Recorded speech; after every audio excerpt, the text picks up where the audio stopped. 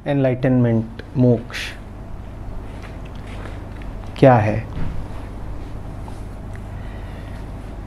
कौन करेगा मोक्ष की, मुक्ति की बातें? जो अपना आपको बंधा हुआ मान रहा है, जो मुक्ति की बातें कर रहा है, निश्चित रूप से वो अभी,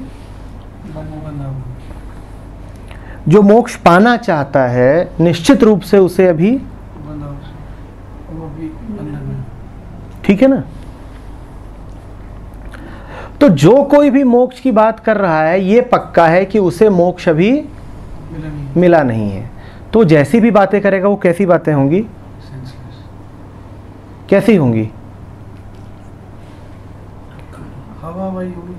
कल्पनाएं, कुछ सुन लिया, कुछ लगा, ये वो।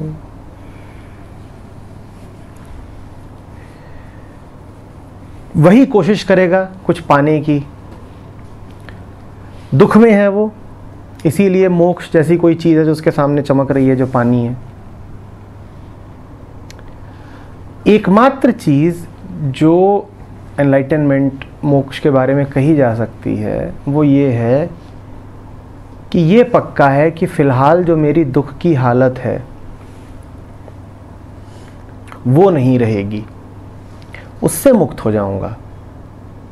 ध्यान रखिएगा, इसमें आपने मोक्ष के बारे में कुछ भी नहीं कहा। आपने क्या कहा? आपने अपनी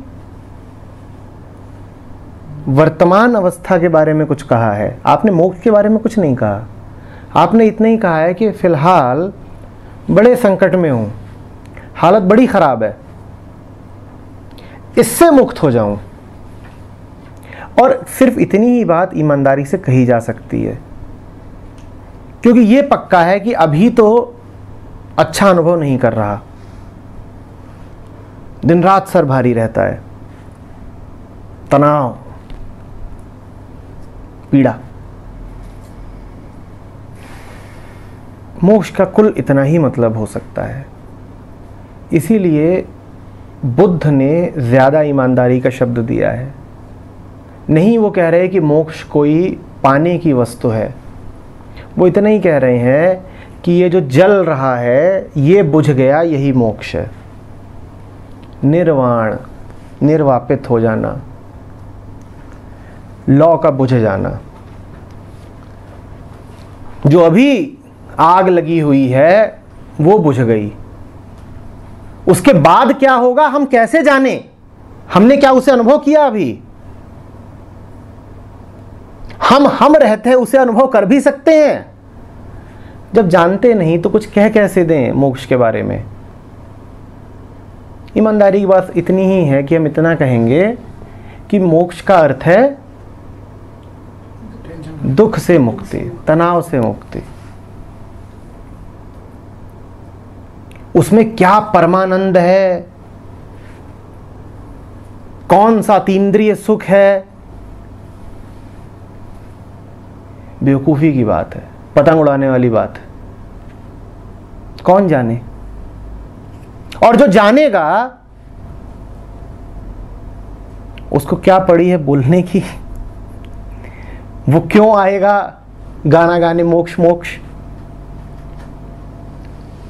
संभावना तो यहां तक है कि जो उस अवस्था में होगा उसे पता भी नहीं होगा कि इसी को मोक्ष कहते हैं। आपको जाकर के उसे सूचना देनी पड़ेगी कि भाई बधाई हो, तुम्हें मोक्ष मिल गया। वो कहेगा अच्छा, तुम्हें कैसे पता? तो उसका सवाल होगा मुझे मिल गया, ये तुम्हें कैसे पता? तुम्हारे पास कौन सा यंत्र है कि तुम जांच सकते हो? जिसे मिल गया उसके पास अपनी अवेयरनेस तो होगी ना, वो अपना सरल हो जाता है। लाओ त्ज़ू को भूलिएगा नहीं। मोक्ष की बातें तभी शुरू होती हैं जब दुख आता है। जो बिल्कुल सरल मन हो जाता है, बालक समान, उसको क्या पड़ी है नामों में उलझने की? अच्छा, इसको ही मोक्ष कहते हैं? और उसको कहाँ अवकाश है नामों में उलझने का, वो अपने खेल में मग्न है। आप मजे से खेल रहे हो, आप फूलों के साथ खेल रहे हो, आप पानी थपथपा रहे हो, आप बार बार विचार करते हो कि इसी को आनंद कहते हैं। हाँ, जब उससे दूर हो जाओगे तब कहोगे, जब आनंद नहीं रहा तब चिल्लाओगे कि बड़ा आनंद आया था। जब आनंद में हो तब तो कोई तीसरा ही आके कहेगा बड़े मजे ले रहा है, और आपको सुहाएगा नहीं। नजर लगाने चला आया।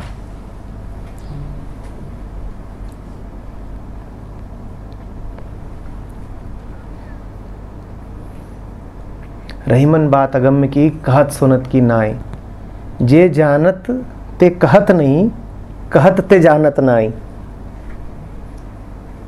ये कहने सुनने की कोई बात है? आनंदित हूं।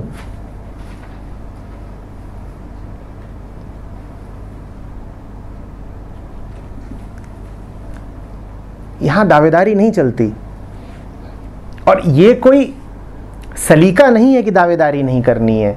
दावेदारी का ख्याल ही नहीं आ रहा, ये विचार ही नहीं उठ रहा कि अच्छा इसको मोक्ष कहते हैं, यही मोक्ष है। तो और क्या मोक्ष है? मोक्ष आपको क्या लगता है? बड़ी अद्भुत घटना होती है, आपके सर से 5000 वाट का प्रकाश निकलेगा,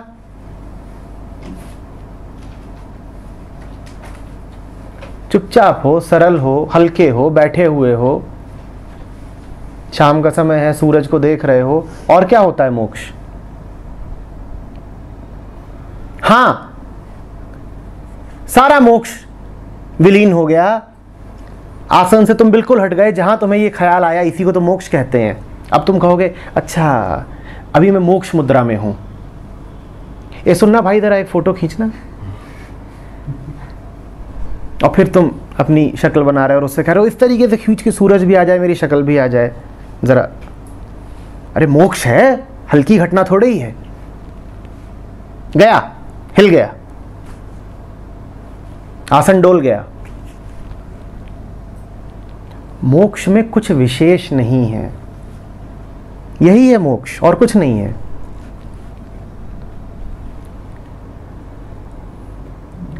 जब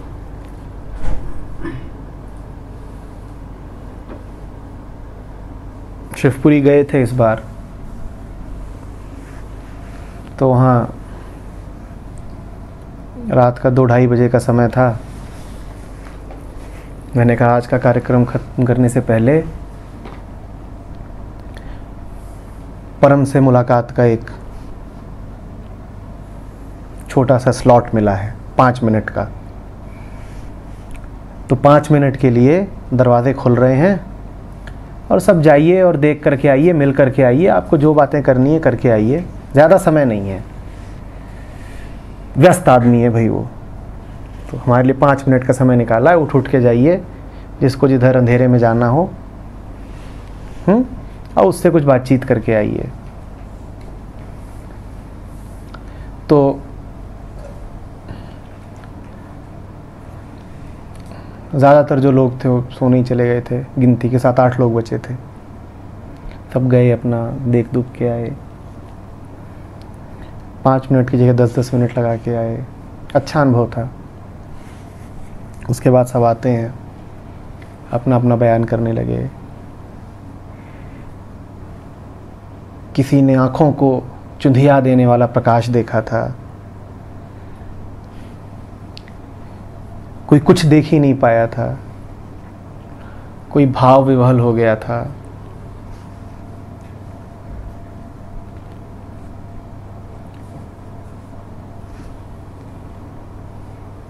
बड़ी दूर दूर तक की बातें थी, बड़ी ईमानदार बातें थी। कुछ लोगों ने कुछ शब्द सुने थे, कुछ लोगों ने कुछ आवाज़ें सुनी थी, वो सब सुना, वो सब में सार था, बढ़िया था। फिर किसी ने मुझसे पूछा कि आपका क्या, आपने क्या देखा जब दरवाज़ा खुला? दरवाज़ा तो आपके लिए भी खुला होगा 5 मिनट के लिए। मैंने कहा मेरे लिए भी 5 ही मिनट के लिए खुला। तो बोले आपने क्या देखा? मैंने देखा कि, मैंने कहा 5-6 लालटेनें रखी हुई हैं रेत पर, और वहाँ 6-7 लोग बैठे हुए हैं, रात का समय है, बगल में गंगा बह रही है, और वो 5-7 लोग आपस में बात कर रहे हैं। यही है। अभी स्वीकार करना बड़ा मुश्किल होता है कि यही तो है। उस परम का दरवाजा खुलेगा भी तो कुछ पारलौकिक नहीं दिख जाना है, यही तो है। ये रहा स्वर्ग, और अभी नहीं दिख रहा तो तुम्हें कब दिखेगा? ये रहा, और कहां है? कोई और लोक है ही नहीं।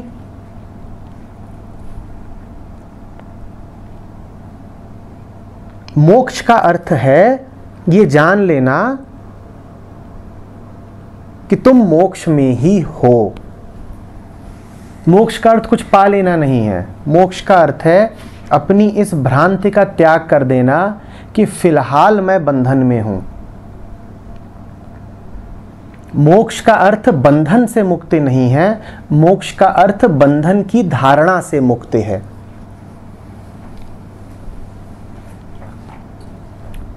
जब कहा जा रहा है कि 5 मिनट के लिए परम के दरवाजे खुल रहे हैं, तो तुम्हें क्यों यह लग रहा है कि परम किसी और लोक में निवास करता है? वो यहीं क्यों नहीं बैठा हो सकता, इसी रेत पर?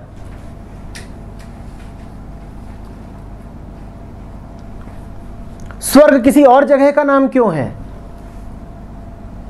यही स्वर्ग क्यों नहीं हो सकता?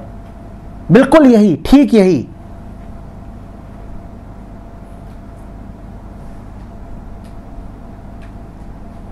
इसी का नाम मोक्ष है, कोई और दुनिया नहीं है। निर्वाण का क्या है? निर्वाण का अर्थ है कि जो कोशिश लगी हुई है वो बंद हो जाए, जो जलन जला रही है वो बंद हो जाए। मोक्ष निर्वाण एक ही चीज है? बिल्कुल एक ही चीज है, दो अलग अलग सिरों से देखा जा रहा है। आप जैसे हैं वहां से देखें तो कहें निर्वाण, और वो जैसा है वहां से देखें तो कहें मोक्ष, पर है एक ही।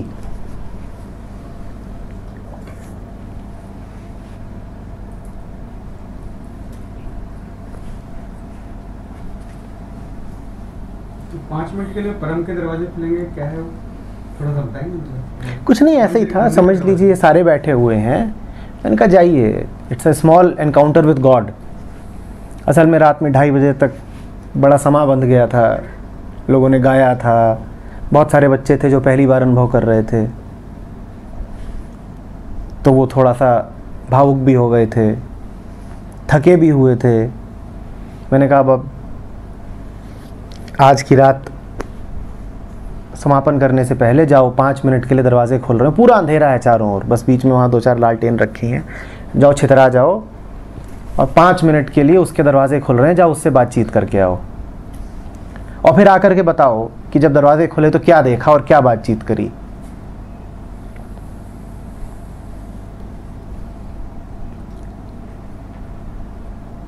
तो ये इंसान की फितरत ही होती है कि दरवाजे खुल रहे हैं तो कुछ विलक्षण, अद्भुत, खास, नया इस लोक से बाहर का ही दिखाई देगा। क्यों? अरे खुले हैं दरवाजे, अच्छी बात है, दरवाजा खुला और यही कमरा दिखाई दिया, जो सेंसर्स हैं वो वैसे ही तो काम करेंगे। बिल्कुल। और हम कह रहे हैं दरवाजे खुल क्या रहे हैं? दरवाजे खुले ही हुए हैं और हम अंदर ही बैठे हैं। तो जो भी बच्चे बोल रहे थे वो इल्यूजन थी, उनकी धारणा थी कि कोई नई जगह है जहां पहुंचना है, जिसका नाम है एनलाइटनमेंट, मोक्ष, परम, ईश्वर, भगवान।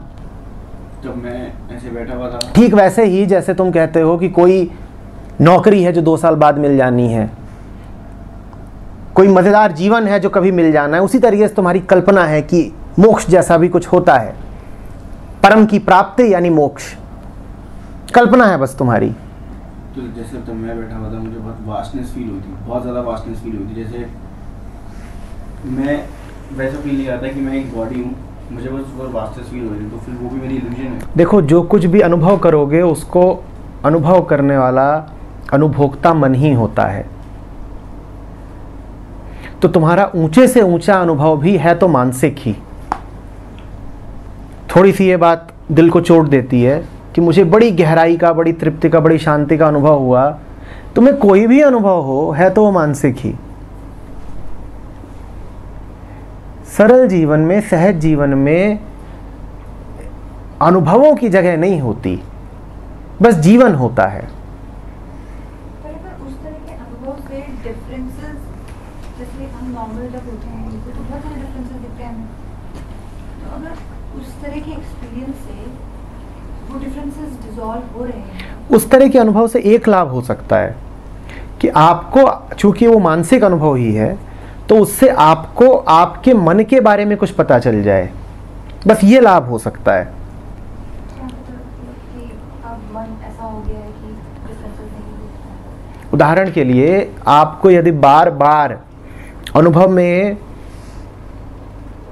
कोई ऐसी जगह आती है जहाँ पानी बह रहा है, जहाँ पहाड़ हैं, तो इसका अर्थ ये है कि आपका मन कुछ उस प्रकार की शांति की तलाश में है।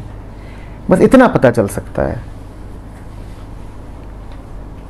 या आपके अनुभव में आपको बार बार घंटियां सुनाई देती हैं, तो इसका मंदिर की, तो इसका अर्थ इतना ही है कि आपका मन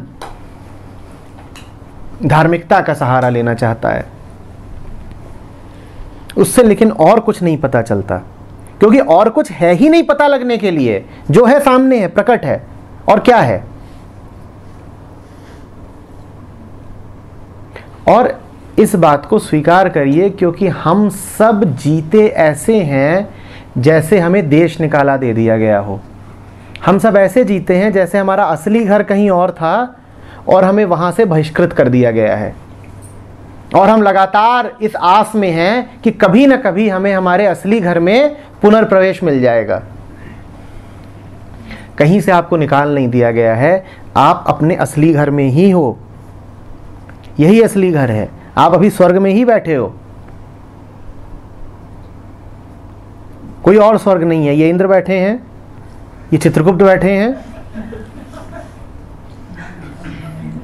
ये यमराज हैं, मैं उनका भैंसा हूं, ये अप्सराएं हैं 2-3, और कोई स्वर्ग नहीं होता।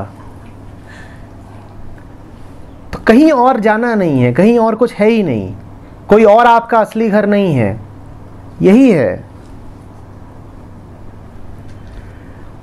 आपको कोई देश निकाला नहीं दे दिया गया है। परित्यक्त होने का भाव बड़ा गहरा है हम सब में, और धर्मों ने भी उस बात को बढ़ाया है ना। एडम एंड ईव को निकाल दिया गया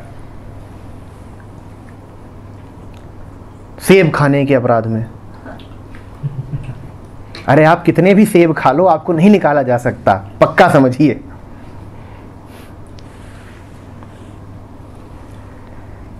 आप अपने ही घर में हो।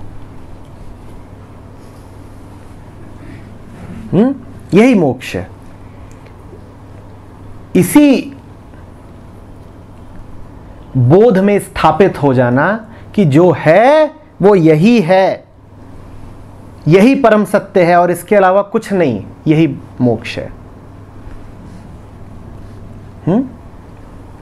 मोक्ष का अर्थ है कोई कल नहीं बचा। आई एम ऑलरेडी होम, यही मोक्ष है। और जहां मोक्ष है वहां मोक्ष का कोई कॉन्सेप्ट नहीं हो सकता, वहां मोक्ष कोई विचार नहीं हो सकता।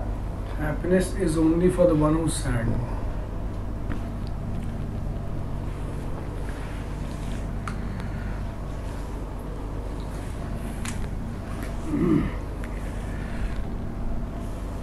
अच्छा, ध्यान में कभी कभी जैसे किताबों में ही पढ़ते हैं, 100 के अनुभव भी होते हैं, तो जैसे इस बात में कोई मतलब विरोधाभास नहीं है या कोई आर्गुमेंट का स्कोप नहीं है कि वो मानसिक कल्पनाएं हैं, लेकिन वो मानसिक कल्पना उतनी ही यथार्थ है जितना ये भौतिक जगत। जितना भौतिक जगत, बिल्कुल। तो उसको पूरी तरह से ये भी नहीं कह सकते कि पूरा ही जीरो है, हालांकि ये भी जीरो ही है उस सेंस में, लेकिन उसका उतना उसका ठीक उतना ही महत्व है जितना कि इस पकौड़े का, इस दीवाल का, इस शरीर का बिल्कुल उतना ही महत्व है। उतना महत्व है, बिल्कुल बिल्कुल उतना है लेकिन। बिल्कुल, बल्कि उससे कम तो किसी चीज का भी नहीं है ना। हाँ, उसको उस पर ध्यान दिया जाना चाहिए, क्योंकि बहुत कुछ ऐसा है जो सामान्य जागृत अवस्था में सामने नहीं आएगा।